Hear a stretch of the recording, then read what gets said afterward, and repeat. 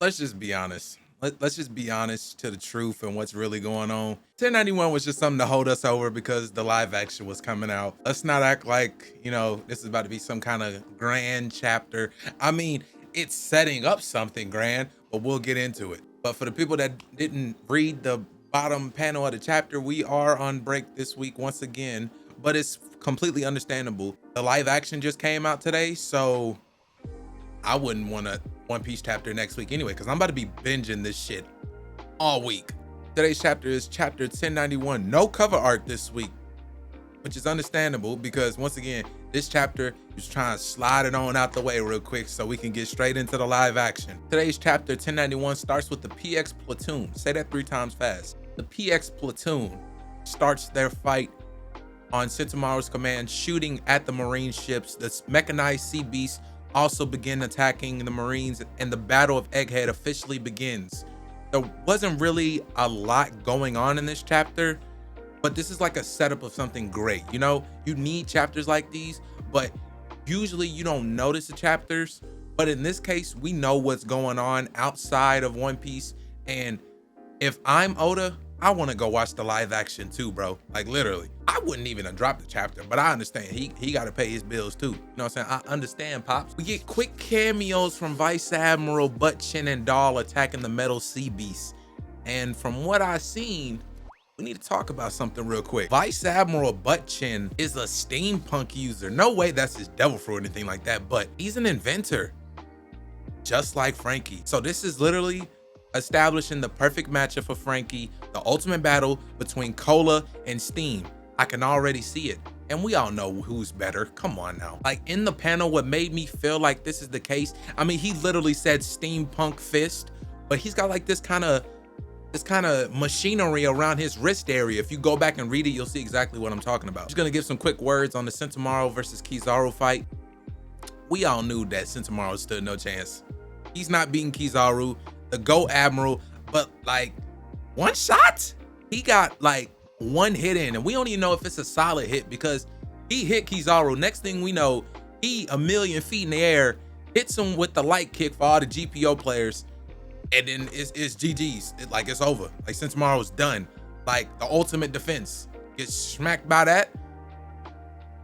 All I'm worried about is Sentomaru's comeback, because I know there's no way that he's out for the entirety of this arc.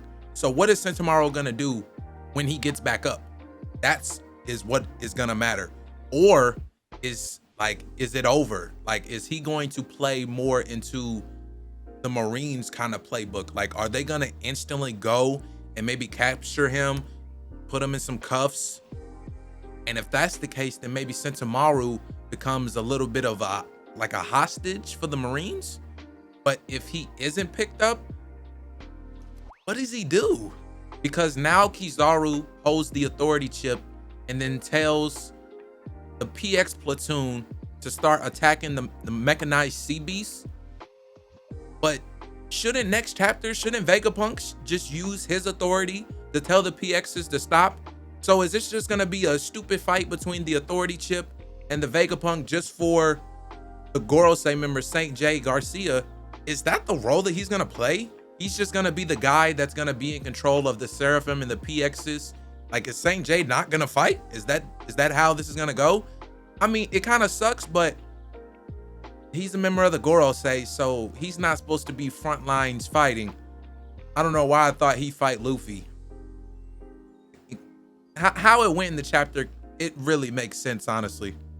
I don't know why, but when I was reading this chapter, I was imagining Usopp, Nami, and Brook just looking at what's happening right now outside through like their ring camera, and the Marines is just a whole bunch of kids in front of their door being annoying. Get the fuck out my point! It is sad though, like how all this is going about, how Sentomaru was found, like defending Vegapunk already not knowing it, and all he wanted was just a job to feed himself, just for him to get boxed by his uncle. Bro, One Piece always like hits you right here in the feels, bro. It hurts. It hurts. I hope everything ends up being okay. I mean, not really, because your uncle just boxed you, so now like there's tension. Not gonna be cool with each other at the family reunion. there is kind of like a big scene that happens inside the lab. Lucci might have just killed Stussy, but I don't think that's really the case. He just stabbed her in what might be a vital part, but the world's best doctor is in that room. So do you think that Stussy is gonna die? I don't think she is, because we have the GOAT Chopper in the room. But as I was talking about in my previous reviews and reactions to certain chapters and my theory videos, Lucci had to kind of play both sides if he wanted to keep his job, and he did exactly what he was supposed to do in this chapter. He acted like he was on Luffy's side, and then whenever the fight started, and he knows that Kizaru is within close vicinity, that's when he decided to switch up. So I've been seeing kind of like on TikTok that the final battle is gonna be Zoro versus Lucci and Luffy versus Kizaru. Is that gonna be like a 2-on-2 action kind of thing? I wonder, but I don't think Lucci's anywhere close to being strong enough to give Zoro anywhere close to a run for his money. I might just be a Lucci hater. That might just be the case, but please let me know if I'm wrong. Now the next panel, am I tripping? Sanji took Nami's bubble gun. And am I tripping? Or was that something that Nami always had? Or because I didn't she always have the bubbles come out of her staff, not a gun? I don't remember Nami ever having a gun. So was this something that Vegapunk gave to Nami? So is this bubble gun the same bubble gun that was used on the Seraphim and how they're currently trapped in the basement? So is Sanji about to shoot Rob Lucci with the bubble gun, which has like the, you know, the Sea Prism Stone kind of vibe to it? What are you planning, Sanji? Because why not just box him? I'm sure you can do it. In the comments below, with Nami having a Sea Prism Stone bubble shooting gun, is that OP, or is that something that Nami should have, you know, to, I guess, have the one up on Devil Fruit users against her that doesn't have a Devil Fruit? Because that's a pretty crazy thing to have. It's a pretty crazy thing to have. The video's already almost over. Go ahead and take a quick look at that red button down there. If it's red, bro,